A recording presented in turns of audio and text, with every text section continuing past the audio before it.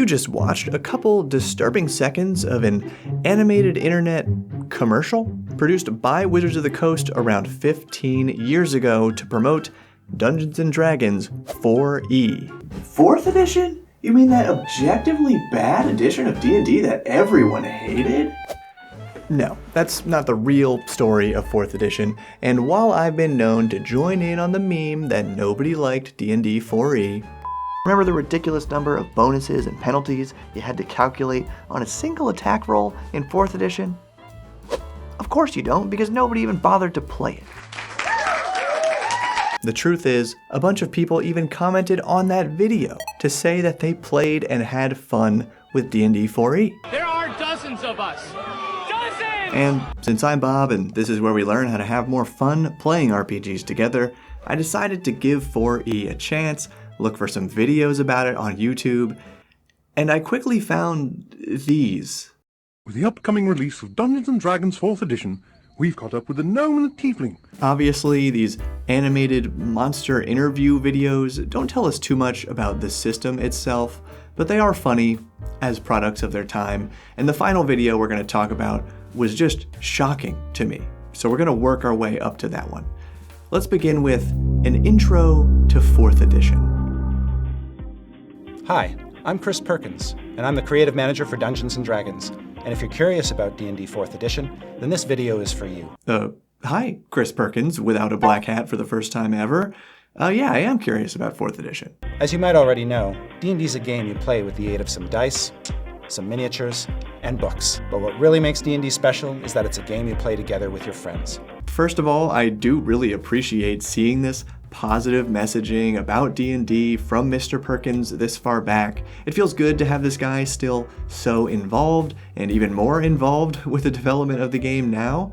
But did you catch that part in the middle? D&D is a game you play with the aid of some dice, some miniatures, and books. I've heard that 4e basically required a battle mat and minis, so I was curious about that. They don't actually expand on it here, but that will be relevant in another one of these videos coming up. Chris summarizes the game and building your own character with the shiny new 4th edition player's handbook, where he points out that the Dragonborn and Tiefling are new playable options in this book. You've also got familiar character classes such as the Cleric, the Fighter, the Wizard, the Rogue, along with new ones including the Warlord and the Warlock. This Warlord class part really caught my attention because I've seen that class reinvented for 5e, but I don't really know much about it. And again, he doesn't really go into it here, but Perkins does go into some of the core 4e character features that I haven't heard of before, at least defined under these terms. There are 3 different kinds of powers. First are your at-will powers, which you can use as often as you want, like the first level Wizard Classic Magic Missile. And then you've got your daily powers, your big guns that let you do spectacular things and mighty attacks, but you only get to use each of them just once in a given in-game day. Every character getting a big once-per-day move sounds like a lot of fun, but I was intrigued by the monster manual where he defines these different roles: artillery, brute, controller, and presents a sample encounter. And then you got the big soldier here, the Umber Hulk, who's just in there to draw the characters to it and then beat them senseless. Personally, this does start to feel a little too prescriptive for me. Yes, it might be helpful for brand new game masters, or it could be too much complexity for brand new game masters. In any case, I like how Perkins moved and sat behind the screen to talk about the DM's guide. But if you really want to see Chris Perkins' acting prowess, check out this documentary-style skit of what D&D was like in 1978. Yep, that's a big ol' afro on Chris Perkins, looking groovy, man. I love it. I don't know who all the other guys are here, but it looked like they had fun making these skits. Let's see 1989. We'll finish his turn first. I still have to destroy the troll, my friend. Okay, so what's Stako again? Wait, was Stako actually confusing for people back in the day? Because I mostly hear people today defending that it wasn't a big deal. So maybe that's all just a joke, like how 4e was too complicated and nobody liked it? I don't know, but the very next scene begins with the narrator politely complaining about D&D 3rd edition. And the rules were sometimes involved. I grapple. This whole scene is taken up by the GM, Chris Perkins, with a fantastic pair of 2003 style glasses, and all the players just trying to look up how grappling works in 3E. 4 steps. Step 1, attack of opportunity. You provoke an attack of opportunity from the target you are trying to grab. I slash with my sword. Great. Like, yeah, 3rd edition is more complicated than 5th edition, and I'm sure some people will still dispute that in the comments, but I've always heard that 4E was the most complicated edition. So this video really has me questioning how much of it was just marketing to turn people away from 3E and convince them that 4E is easier versus how much of that statement is actually true. But here we go, baby. 2008, the launch of 4E. We're slicing off troll heads left and right. Probably not something we'd see in a commercial for Hasbro family-friendly D&D today. And bang, what's this? A digital character tracker of some kind? That's some foreshadowing for the final video that shocked me, but the best part here is this ending where the narrator pledges to the viewer. The game will remain the same. The game will remain the same.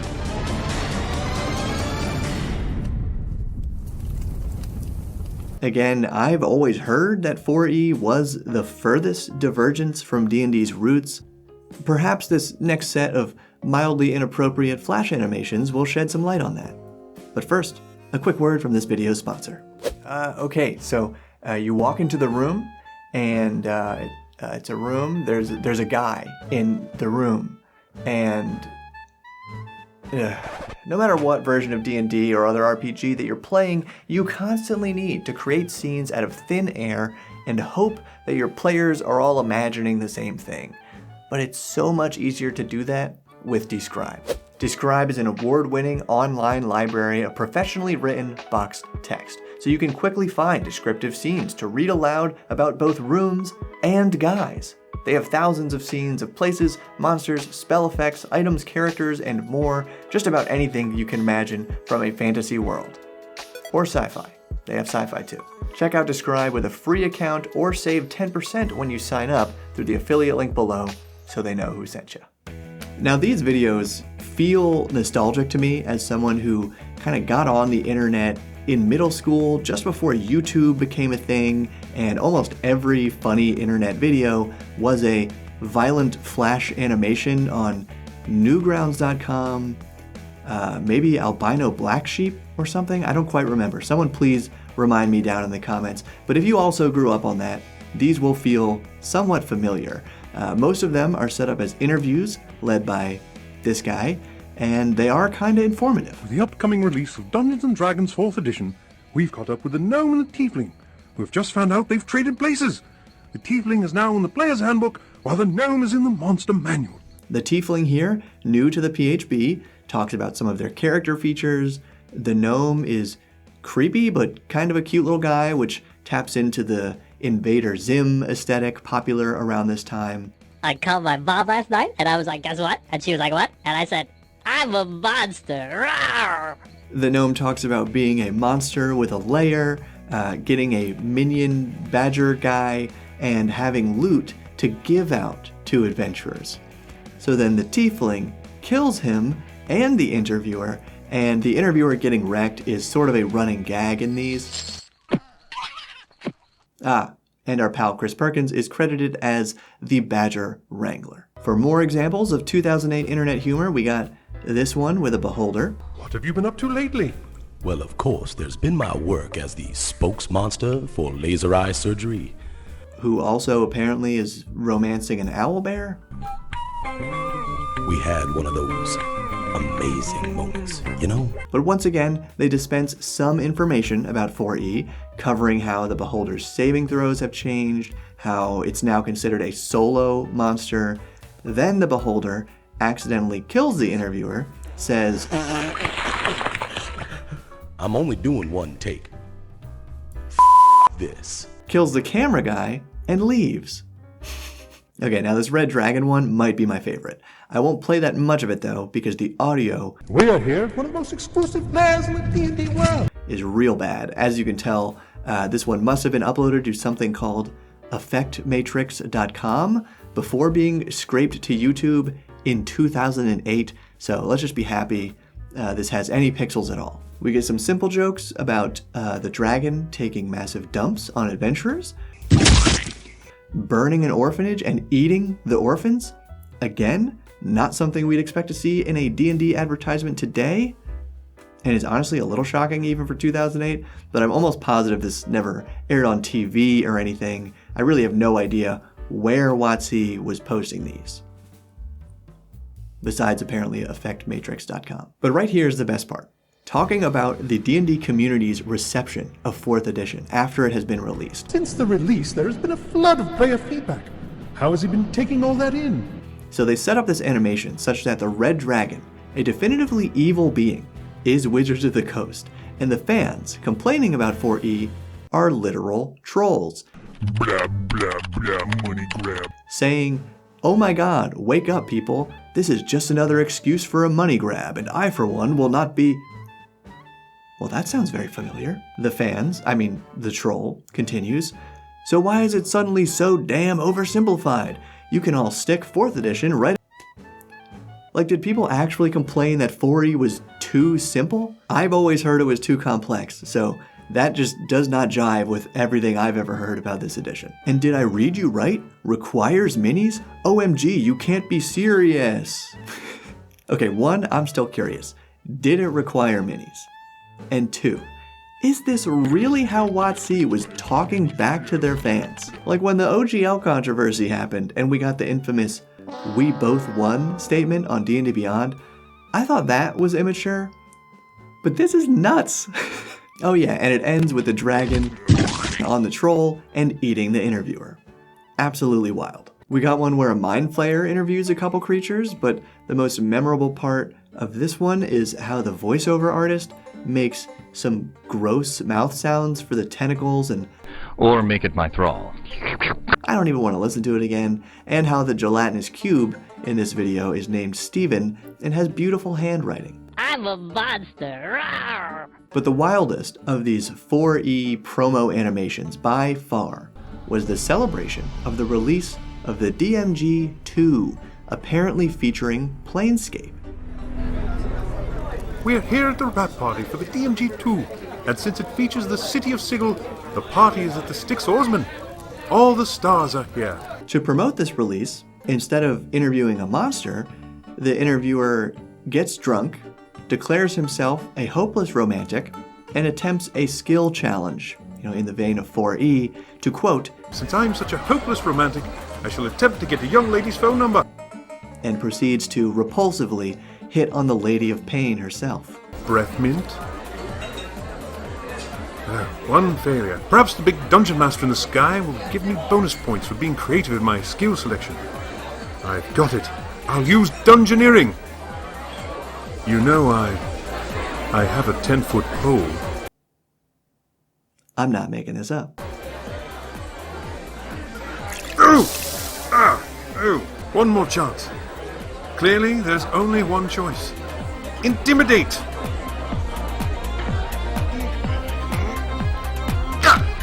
At your own D&D table with your own playstyle among friends, yes, romancing an NPC or even between PCs is maybe not a problem at all. But for Wizards of the Coast to express this idea to their 2008 young adult, mostly male audience, talking 2008 here, that after a young lady has made it clear she's not interested, you could try to intimidate her? Well, maybe this was a lesson because the guy actually gets obliterated, and I'm going to blur the very end of this because, animated or not, there are bones and guts sticking out and spurting blood. It's pretty bad. Now, maybe there are more of these animations out there. I did find one other with the Demogorgon and the gnome guy, who graduates from being a monster to appearing in the book as a player character race. I'm a barbarian! Rawr! But here's the video that kind of blew my mind. Presented at Gen Con in 2007, Dungeons & Dragons showed a demo of their own virtual tabletop, 2D top-down or 3D, with drag and drop miniatures, dynamic lighting controls, toggle player view, All they were missing was 1D&D's tilt-shift camera technique to make it feel like you're at a table. The tilt-shift camera was really chosen so that people understood that this wasn't a video game, but it is a... This is fascinating to me, though. I had no idea wotc was ever working on something like this before today, or as of last year. You can draw right on the map. This VTT looks way ahead of its time. So what happened? Apparently, this official VTT was supposed to be part of a digital subscription service called D&D Insider that included a digital character builder and access to PDFs of the Dungeon Magazine and Dragon Magazine, but the VTT part was never finished. Okay, wait, is that guy supposed to be Chris Perkins? I think if wotc followed through with this VTT so early in the game, they would have already monetized the brand to the degree that they're currently hoping to achieve with 1D&D.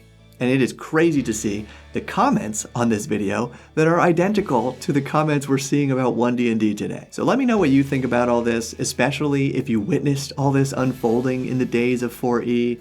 Then check out this video on your screen and consider joining Patreon to support what I do directly and get cool 5e resources every month. Thank you for your support and keep building.